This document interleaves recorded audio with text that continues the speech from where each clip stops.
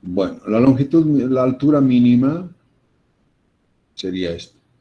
La altura máxima va a ser cuando este empiece a cerrarse y esto va a crecer. Este también va a cerrarse y va a crecer.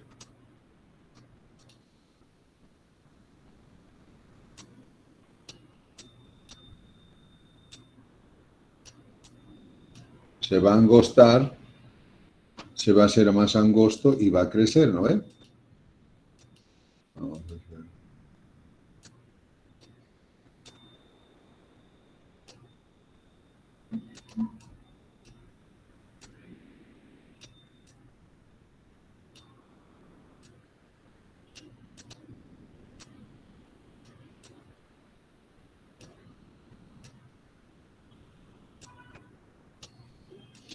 Esa sería la altura máxima, ¿de acuerdo? Esa sería la altura máxima.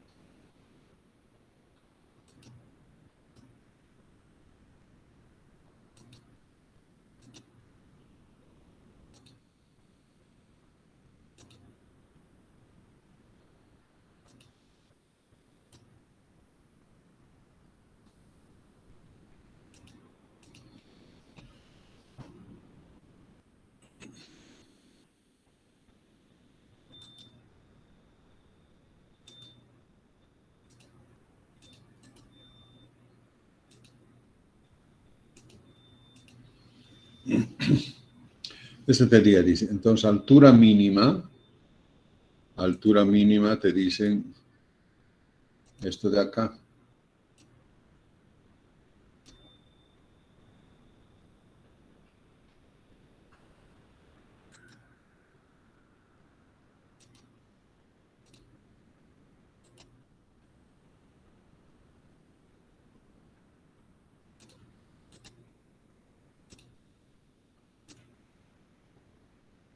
Esa es la altura mínima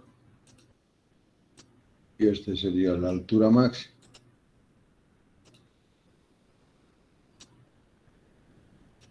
¿No?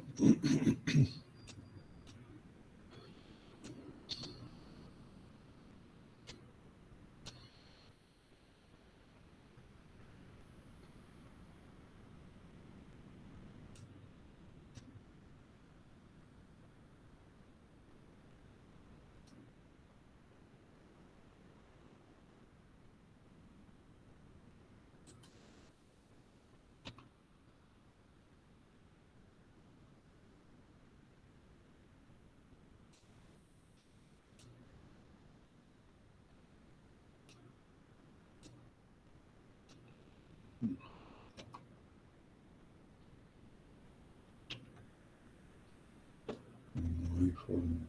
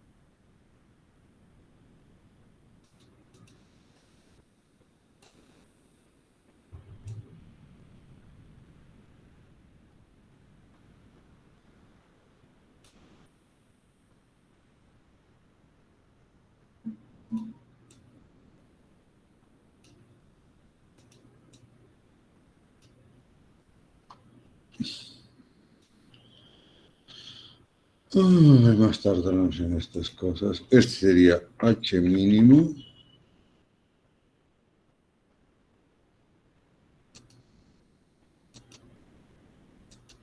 Lo bueno es que uno trabaja una vez y esto queda para siempre. En cambio, la pizarra hay que borrar y chao. En cambio, esto les queda para siempre.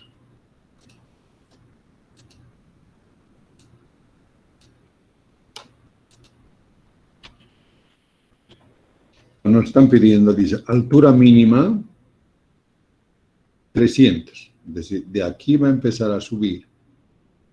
Altura máxima 500. Longitud mínima del tornillo, cuando esto es su altura mínima, dice esto debe ser 500, porque si 200, porque si fuera demasiado muy cortito, pum, se puede caer, ¿no?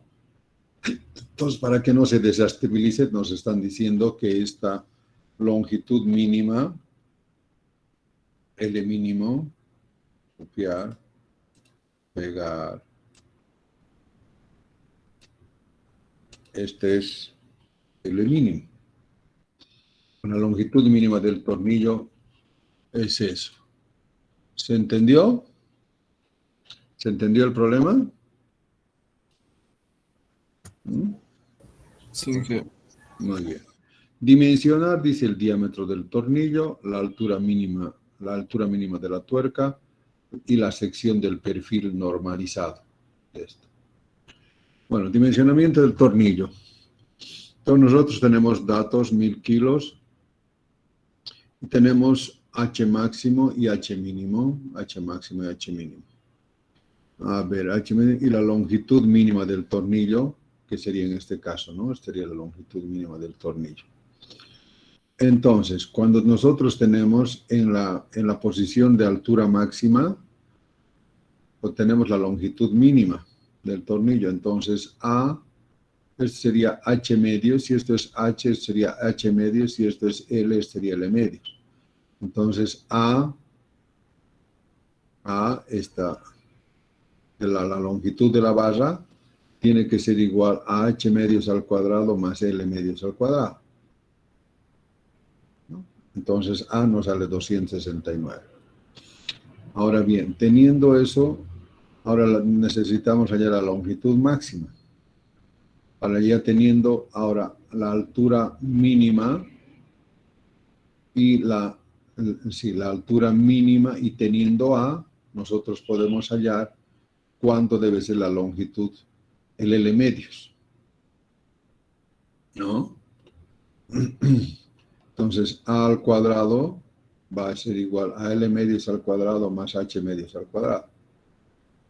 De tal manera que el L, sería L medios, sería, si esto es L, entonces el L máximo sería esto al cuadrado y esto sale 446. Entonces debe ser un poco más, la longitud debe ser unos 500 milímetros. ¿Se entendió hasta acá?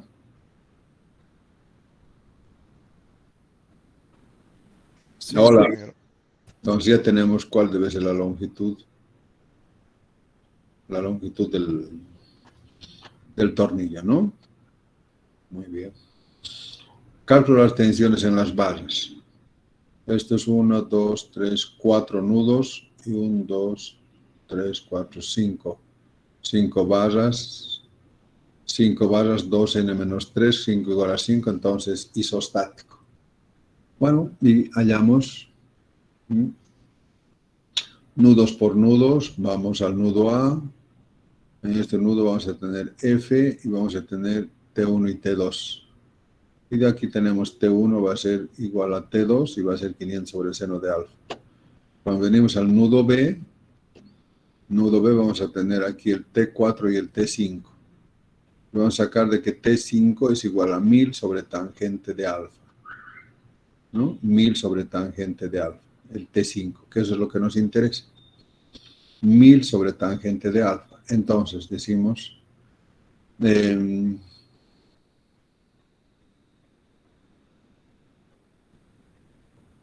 ahora, y nosotros tenemos alfa máximo y alfa mínimo, ¿no? Alfa máximo, ¿a qué va a ser igual?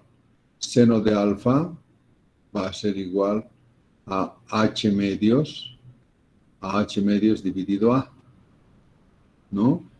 Entonces, H medios dividido A. Cuando tenemos el H máximo 500 y el H mínimo 300. Entonces, el alfa máximo nos va a salir 68,3 y el alfa mínimo 33,8. ¿No? Entonces, para 33,8, el T sub 5 nos sale 1423 y para 60 grados nos sale 397.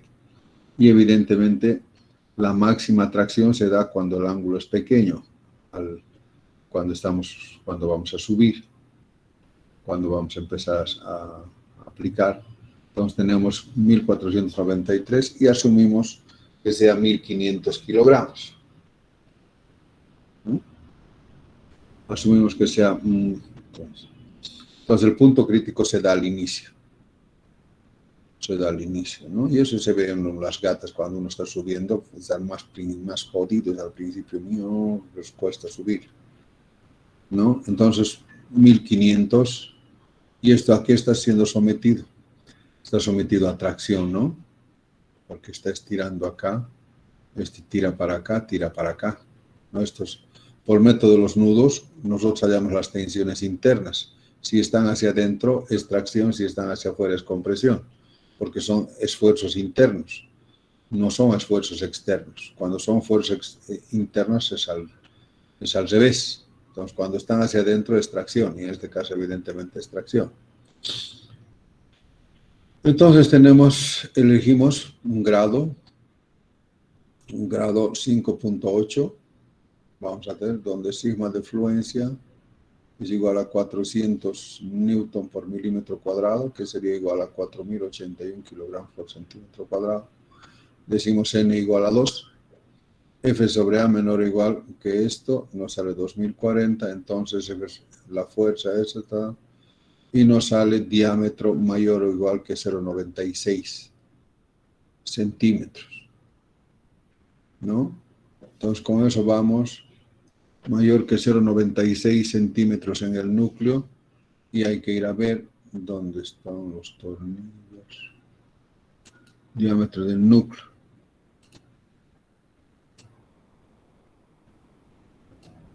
Diámetro del núcleo, el 0,96, aquí es 9.5, entonces directamente el que le sigue es 11.5, ¿no? 11.5.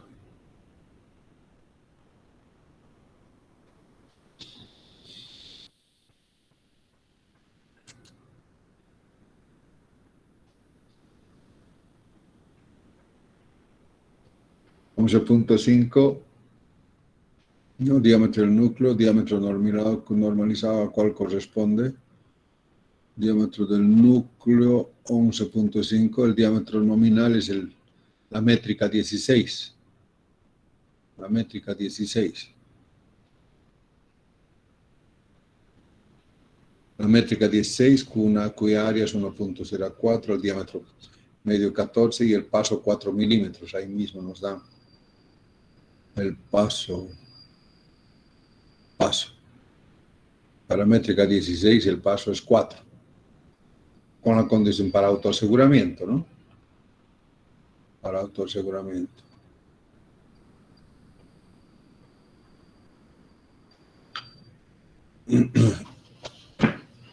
Bueno, entonces con eso ya hemos dimensionado el núcleo, el diámetro de la rosca. Ahora, ¿cuál es la cálculo de la torsión al apriete? En este caso, 2 alfa es igual a 29 grados, ¿no? Y nosotros para roscas trapezoidales, estas roscas, esto que hemos hecho acá, este análisis que hemos hecho, estos de acá son para roscas cuadradas. Para roscas cuadradas, ¿no? Para roscas cuadradas. Cuando la rosca es trapezoidal hay que afectar esa ecuación por el ángulo de la rosca.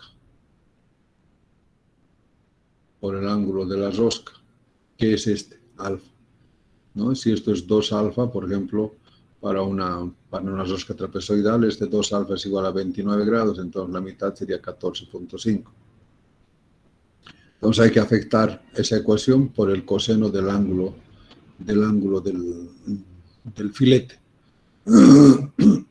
Entonces con esto calculamos la carga P, o sea, sí, la carga P que debíamos girar, ¿se acuerdan?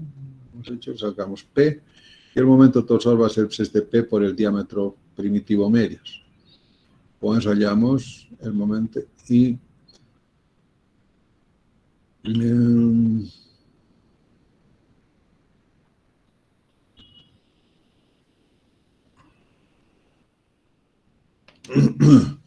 no estamos haciendo de esto.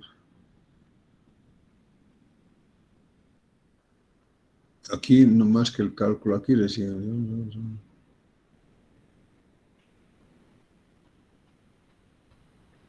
Aquí todavía no estamos. Esto es en cálculo de tracción simple, este es cálculo a la torsión. Sí, cálculo a la torsión de apriete, sí. Con esto hallamos el momento torsor, con el cual vamos a necesitar apretar, ¿no? Y para apretar, nosotros necesitamos que va a ser mt sobre z polar. mc sobre z polar, que va a ser 1073. El momento torsor tenemos, y el zp tenemos pi por diámetro al cubo dividido 16. Entonces, de aquí hallamos, nos sale 10.073, que sería 1.073 kilogramos por centímetro cuadrado. Y la tensión admisible es 0,5 del sigma de fluencia sobre n, que esto es 1020. Y evidentemente no cumple la torsión, ¿no? 1073 no es menor que 1020, entonces no cumple a la torsión. Entonces elegimos el inmediatamente superior, que sería, venimos al diámetro normalizado, después del 14, después del 16 viene 18, 20. Y vamos a elegir el de 20. Vamos a normalizar el de 20. Elegimos el de 20. Elegimos el de 20 y hallamos todos sus valores de ahí de tablas y comprobamos a la tracción simple, por supuesto que va a cumplir, ¿no? Y comprobamos a la traxotorsión, esto ya no debía ser. Directamente vamos a la traxotorsión, entonces llamamos sigma n, que va a ser n sobre a, ¿no? La fuerza n sobre a, sobre esto, y el tau a la torsión, con el que hemos hallado con el mt, con eso, y con eso comprobamos a las tensiones combinadas, ¿no? Y aquí en los dos ya cumple las tensiones combinadas a la traxotorsión. Cumple los dos y por lo tanto nos quedamos con ese diámetro. ¿Se entendió?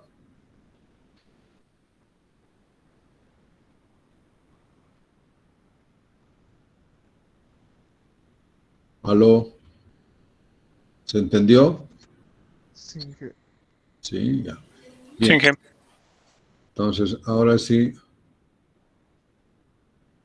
1.6 calculamos la altura de la tuerca.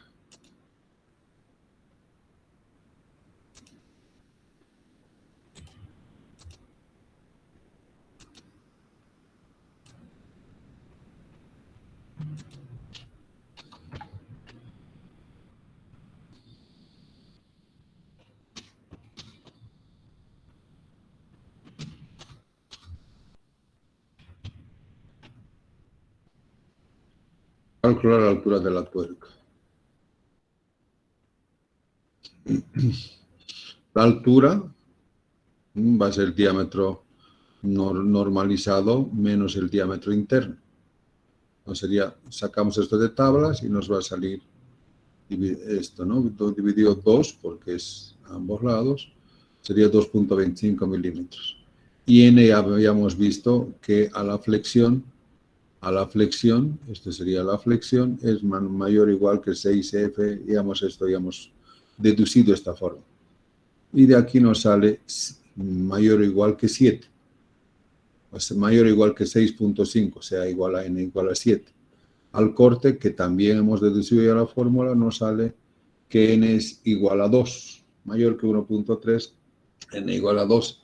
Evidentemente es el más crítico, había sido a la flexión, donde n es igual a 7. Entonces la altura total va a ser n veces p más p medios. El paso es 4, entonces n veces p, 7 por 4 más p medios, sería 30 milímetros. Esa sería la altura de la tuerca. ¿Se entendió?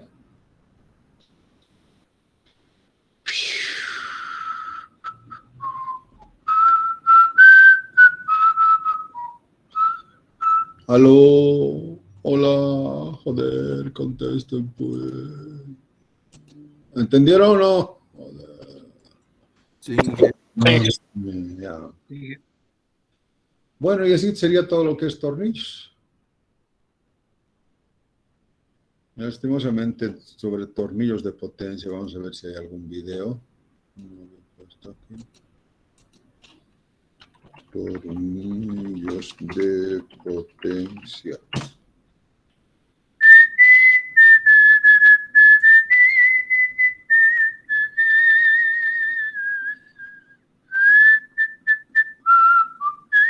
Uy, 1 hora. Señor, esto es más de 1 hora. ¿Quién es este capo?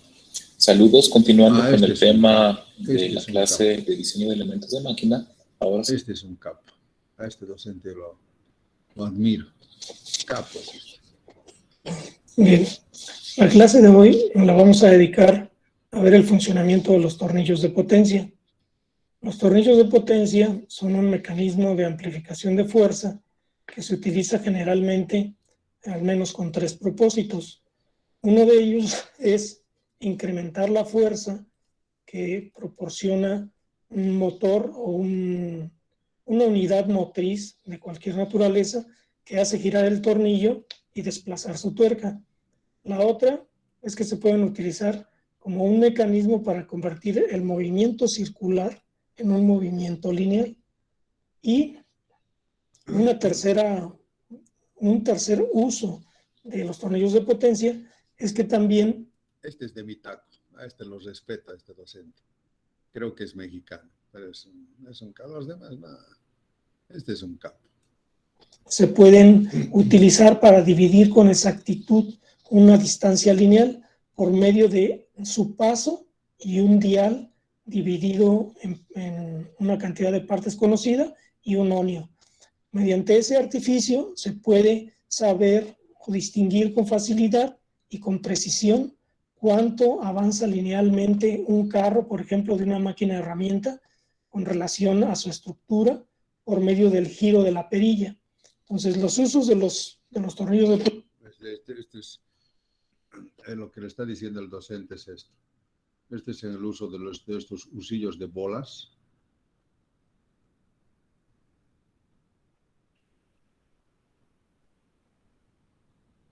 No, son los usillos de velitas, de bolas. Estos. Bueno, ¿por qué se utilizan estos en los CNCs? En realidad, cuando hemos dicho que en general los CNCs tienen precisión de centésimas, de micras, de milímetro, ¿no? Micras. Entonces, si tú le dices, por ejemplo, que este se desplace, que el carro que está acá se desplace, no sé, vamos a decir 200,012 milímetros, o sea, con 0,12 de micras.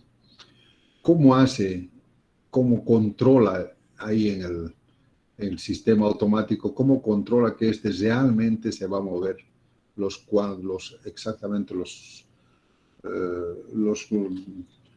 200,012?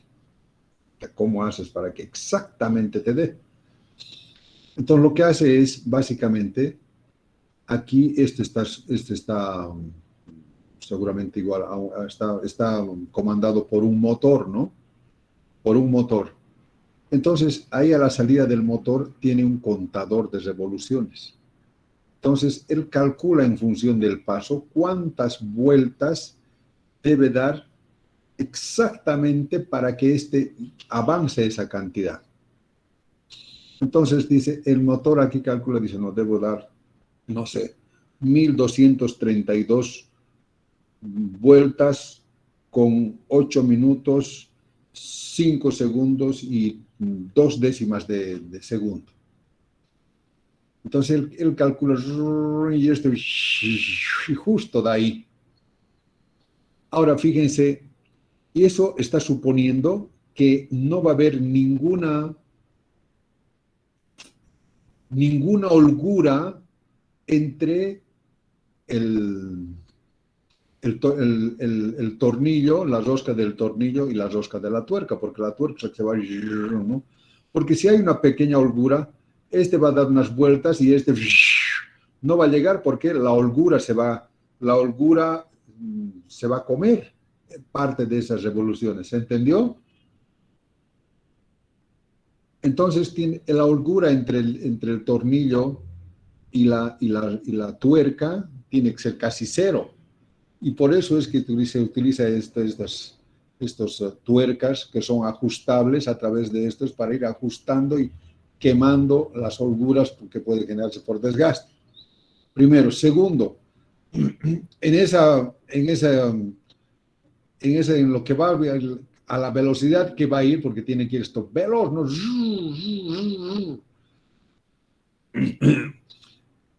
Entonces ustedes saben que el coeficiente de rozamiento cinético depende de la velocidad.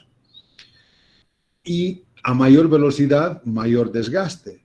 Entonces, si no fuera de a bolas, si ahora fuera el coeficiente dinámico que es 0,2, 0,4, se desgastaría muy rápido esto. Entonces, para eso también se disminuye con el coeficiente de rodadura, que es 0,02. Entonces, más lubricante que hay, este debe estar en 0,008, ¿no? O sea, micras. Entonces, para eso se ayuda. ¿Se entendió? Aló, hola, joder. Sí, ingeniero, sí. Entonces, eso es lo que te está diciendo él, profe. Un tercer uso de los tornillos de potencia es que también se pueden utilizar para dividir con exactitud una distancia lineal por medio de su paso y un dial dividido en una cantidad de partes conocida y un onio.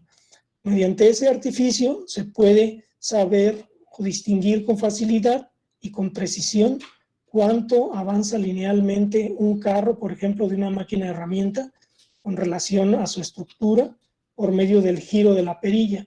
Entonces, los usos de los tornillos de potencia serían, dijimos, convertir el movimiento rotacional en lineal, ser utilizados como un mecanismo de amplificación de fuerza para utilizarse en gatos, prensas, mecanismos de clampeo, mecanismos que deben otorgar una gran fuerza de salida con una pequeña fuerza de entrada, como son las máquinas troqueladoras, las embutidoras, los mecanismos de aproximación de las máquinas inyectoras de plástico y otros similares.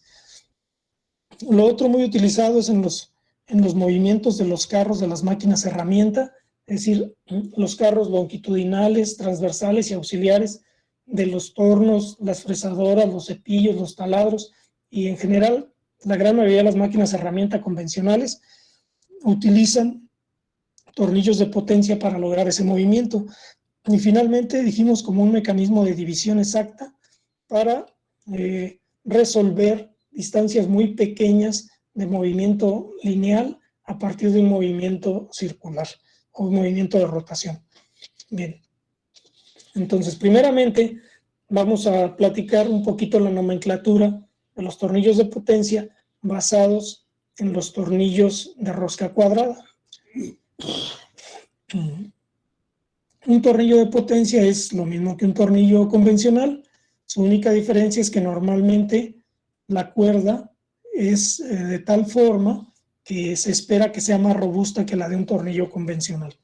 Usualmente, los tipos de cuerda más usados son la cuadrada, que es la que tengo dibujada aquí, o la rosca Acme, que es la que tengo dibujada acá. Bien, ¿cuáles son las partes principales en los tornillos de potencia? Al igual que los engranes o los resortes, los tornillos de potencia tienen un paso, que es la distancia medida desde un punto, en este caso el centro de la cuerda, al punto análogo en la siguiente cuerda. Esa medida es la que conocemos como paso y está denominado con la letra P minúscula. Los tornillos también tienen una serie de diámetros que intervienen en los cálculos del esfuerzo, de la eficiencia y de la capacidad de carga. Usualmente el diámetro de mayor interés es el diámetro medio, que es el que queda a la altura del paso, lo que sería el equivalente al paso en los engranes, en las cuerdas del tornillo. El diámetro de fondo se denomina así diámetro de fondo o diámetro de raíz, y el diámetro mayor se denomina como diámetro exterior, ¿no? Otras de las variables de importancia en los tornillos de potencia son el ángulo de la hélice, que se denomina como psi, y el ángulo del avance, que es el que denominamos como lambda. La forma del tornillo puede variar dependiendo de la aplicación, dependiendo de para qué lo quiero. Aunque, como su nombre lo dice, lo quiero para transmitir potencia, hay algunas aplicaciones que se prestan mejor un tipo de cuerda que otro, de manera que puedo tallar en la periferia del tornillo diferentes formas de cuerda. Las más comunes son las que tengo representadas en el lado derecho del pizarrón.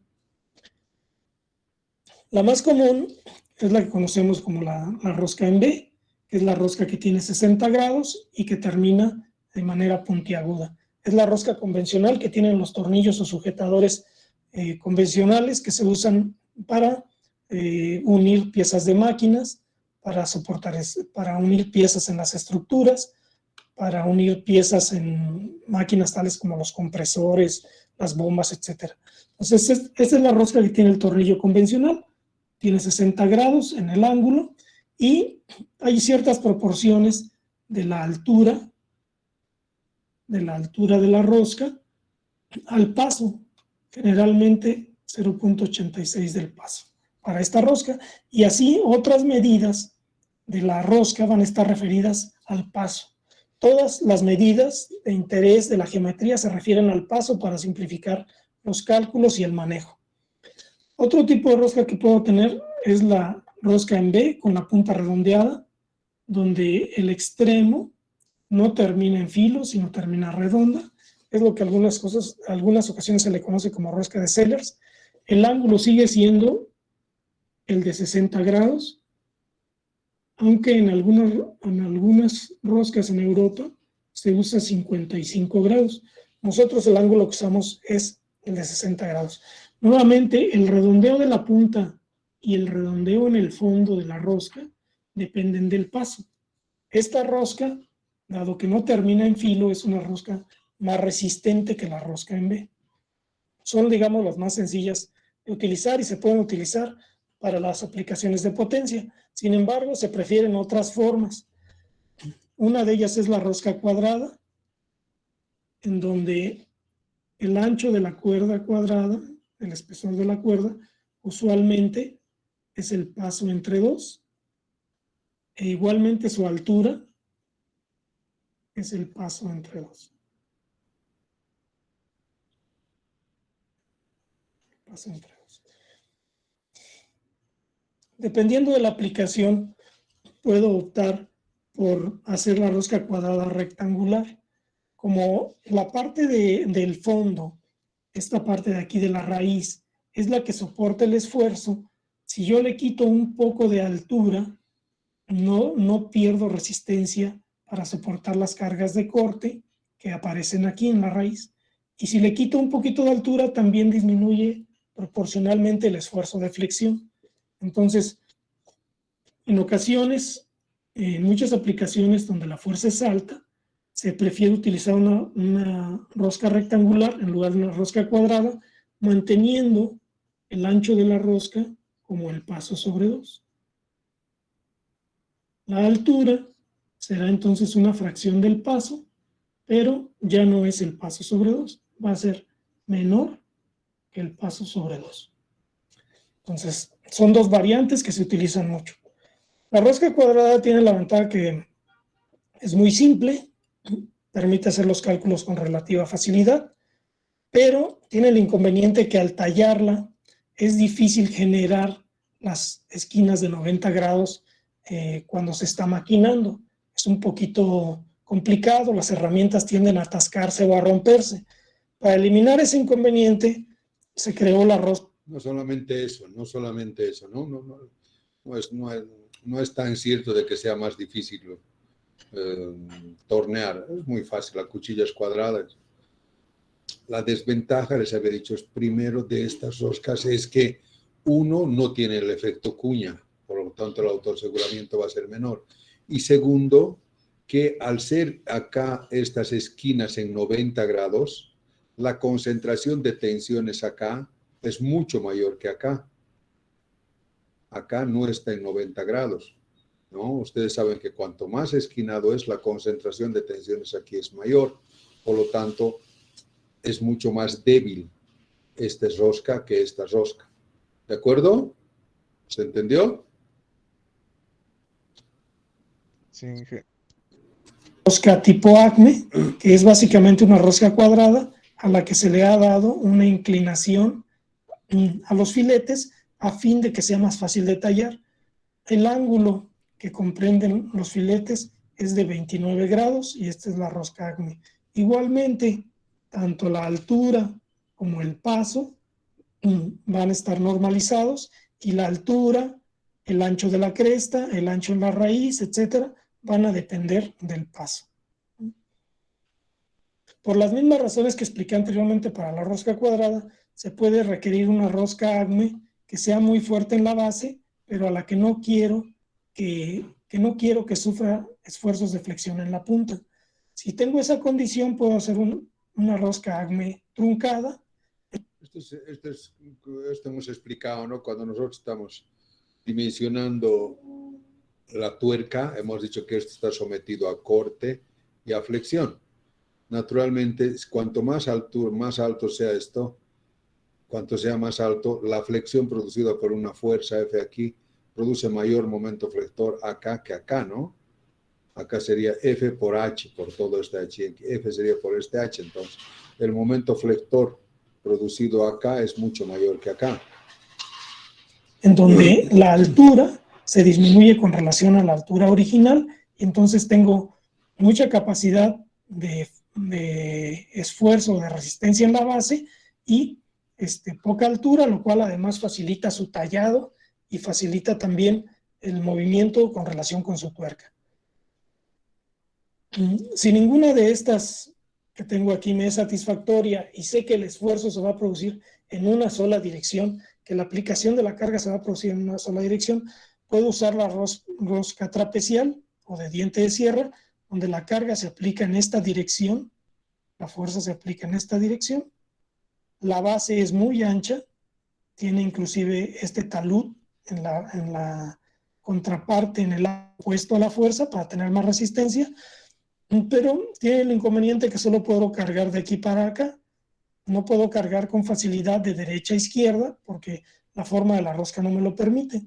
Usualmente, para facilitar la fabricación, se le da un desahogo de 7 grados al perfil que es, digamos, más recto de los dos.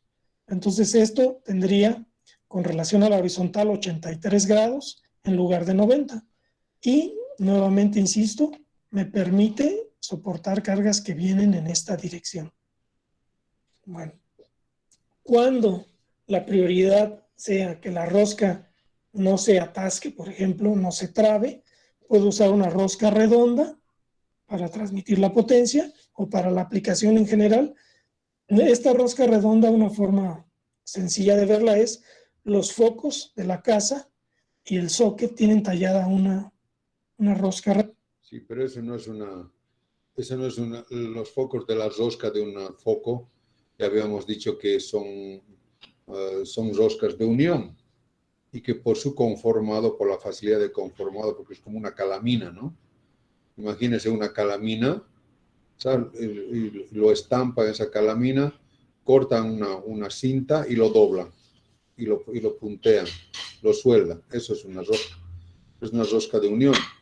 Pero estas roscas de acá, estas roscas circulares, les había dicho que se utiliza por la eficiencia, por el mayor rendimiento que tienen, porque vienen con tuercas, que vienen con perdigones. Redonda. La finalidad es que el foco nunca se atasque. Por su forma, es poco probable que lo haga y además tiene una sujeción también bastante buena. No tiene nada que ver eso, ¿no? Es por la facilidad en la fabricación, por estampados. Entonces, las variables más importantes en las roscas generalmente es el paso y el diámetro de paso. Son las dos variables de interés. La rosca puede tener todas las formas que ya puse ahí. Hay algunas otras, pero digamos que estas son las más importantes. Y con esto daríamos como por concluida la parte relativa a la nomenclatura. Voy a hablar ahora un poco de las roscas de entradas múltiples, de los tornillos de potencia que tienen entradas múltiples. Bueno, vamos a descansar un rato, volvemos después. ¿De acuerdo? Hola, ¿me escuchan? Está bien, Inge, de acuerdo. Está bien, Inge. 15 minutos. Chau.